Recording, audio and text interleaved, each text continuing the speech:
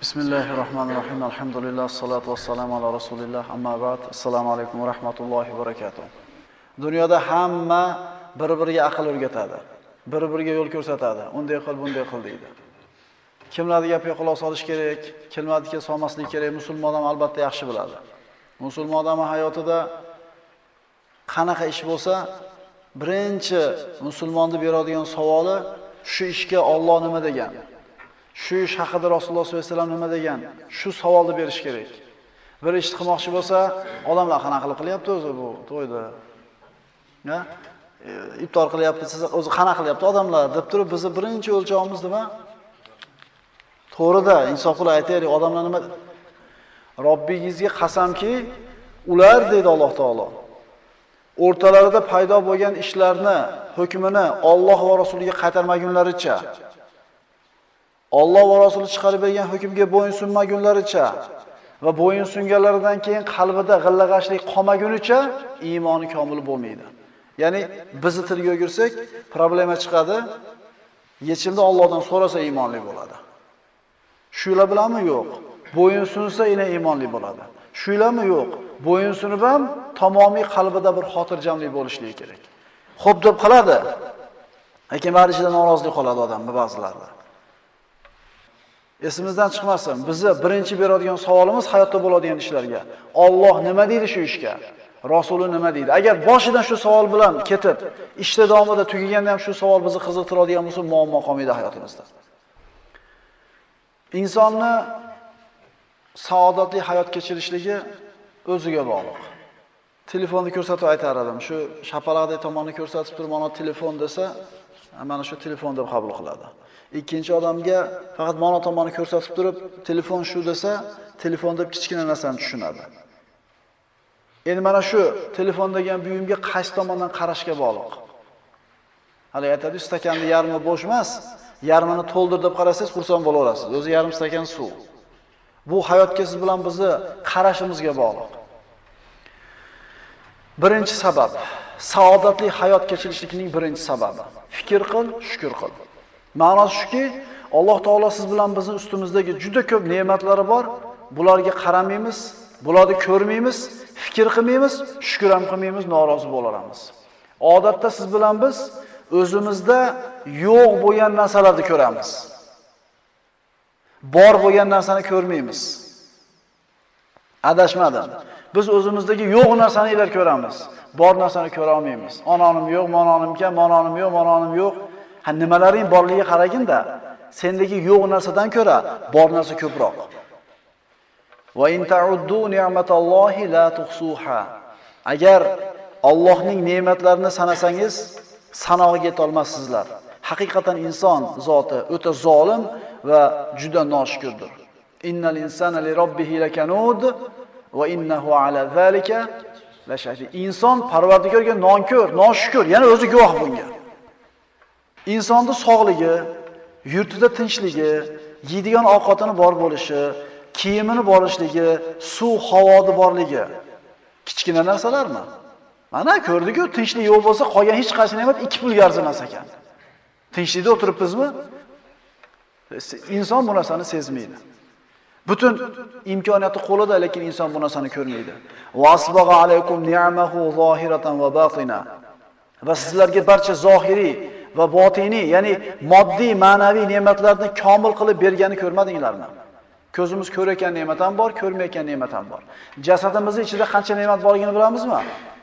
Bitta hojatga bemalol borib, bemalol da'vo qilib kelishligingiz qanaqa ne'matligini bilasizmi? O'sha bavulda chiqa olmay qiynalgan odamning holini ko'rganingizda, uni ko'ziga dunyo qorong'u bo'lib ketganligida salom berganlarni ham ko'rmaydi, salom berganlarni ham eshitmaydi, to ana shu bavulini quvug'ini bo'shatib olguncha qanaqa azobda turganligini ko'rib turib, Allohga shukr, ko'pchilik bandalarni balolagan balo bilan meni balolamabdi, Xudoga shukr. Siz chachingiz to'kilayotgani g'amini qilyapsiz. Yo, semirib ketayotganingiz, ozib ketayotganingiz odamlar siyomayapti. Ana shu podshohning rivoyati, bir piyola suvni oldida dunyoda borlik hech narsaga arzimas ekan. Nasihat qiling menga deb vaziriga aytsa, aytayapti vaziri. Taqsir, sahroda qolib, o'lishga yaqin bo'lsangiz, bir piyola suv uchun nimangizni berardingiz desa, mulkimni yarmini berardim dedi. Ha, xo'p, suvni ichdingiz. Endi chiqmay qoldi. Uni chiqarib olish uchun nimangizni beradi desa, mulkimni ikkinchi yarmini dedi. Demak, bir podshohning saltanati bir piyola suvni kirib ichimizga chiqib ketishligiga arzimas ekan. Ko'ramizmi shu ne'matlarni? Ikki ko'zimiz, ikki quloqimiz, tilimiz, ikki labimiz, qo'limiz, oyog'imiz borligi hazakam narsami? Fabi ayyi ala'i robbikuma tukazziban. Bas Parvardigoringizni qaysi ne'matlarni yolg'on deya inkor qila olursiz? O'zi odam o'rnidan turib ikki oyog'i bilan bemalol ishini bajargani borib ketishiga hazakam narsami? Yo xohlagan ishini ikki qo'li bilan qilishligi. Kim ichida qo'li qayrilib bir gipsda yurgan bir 10 kun 15 kun. Qo'linglar ko'taringlar-da, bormi?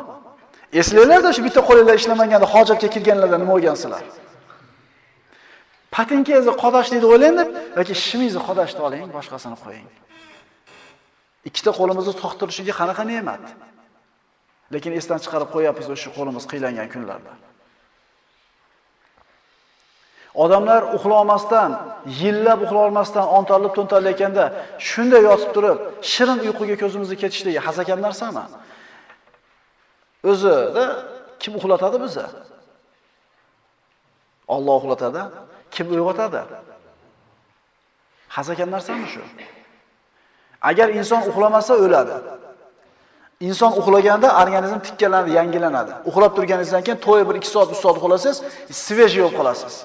Uxlamasangiz o'lasiz. Mana shu ne'matdan bormi ustimizda? Nimaga ko'rmaymiz shu narsani? Inson ko'ni kusagan taomni yeb, hazm qilishida o'lamasdan bemalol chiqarib olishligi hazakam narsami? Yo chanqab turganingizda zalol suvni muzdekkina maza qilib ichib, Xudoga shukr, suv boshqacha narsalar degan paytingizni eslang. Yo Alloh, shuncha ne'mating bor ekan-u biz farqiga bormas ekanmiz, qadrlamas ekanmiz.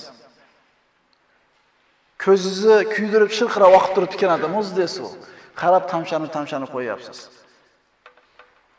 Odamlar kasalligi tufayli yoki yo'qligi tufayli och qolib yuribdi. Arag'imizni suvda qanaqa bo'lib oqayotganligi bizga ne'matli esimizdan chiqib qolgan. Bilamizmi shu ne'matlarni biz? Bizda karlikdan to'sib turgan quloqimiz bor, bu haqida fikr qilaylik. Ko'rlikdan to'sib turgan ikkita ko'zimiz bor. Terimizga qaraylik, pesmaholikdan omonda. Aqlimizni to'liqligini ko'rib turib shukr qilaylik. Agar bizga-da bitta ko'zingni o'yib berasan, Uhud tog'idek oltin beraman desa. Bittasi. Ikkovi emas, bittasi. Kim ko'nardi? Demak, Uhud tog'idek oltin bor o'sha sizda. Tuhoma tog'idek kumushga ikki quloqini berasanmi desa. Demak, Tuhoma tog'idek kumush bor. Zahro qasrlar egasi bo'lish uchun tilingni berasan, soqol bo'lasan desa, ko'narmidinglar? Bu qayerda? Mana kallamizdaligina emas shunchalik katta. Agar bitta qo'lini kesib berasan, bir sondiq yoqut gavhar beraman desa, rozi bo'larmidik? Shu narsalar bormi bizda? Shunaqa bir ulug' ne'mat ustidamiz, bilmaymiz. Mag'zun yashaymiz, g'amgin yashaymiz, umidsiz yashaymiz. Yo'q narsalarimizni ko'ramiz-u, bor narsalarimizni ko'rmaymiz. Va fi anfusikum afala tubsirun. O'zlaringizni, vujudlaringizda, har bir a'zoyingizda ishonguvchi zotlar uchun oyat alomatlar bor, lekin bu narsalarni ko'rmaymiz. O'zimiz haqimizda, oilamiz haqida, farzandlar haqida, tinchlik haqida, uy haqida, kasb, do'stlar haqida, sog'lik haqida fikr qilaylik-da, shukr qilaylik. Mana shuncha narsa bor bizda. Mana shuncha narsa bor. Alloh taolo fikr qilishlikni, shukr qilishlikni hammamizga nasib qilsin. Ya'rifuna ni'matallohi thumma yunkirunaha va aktharuhumul kafirun.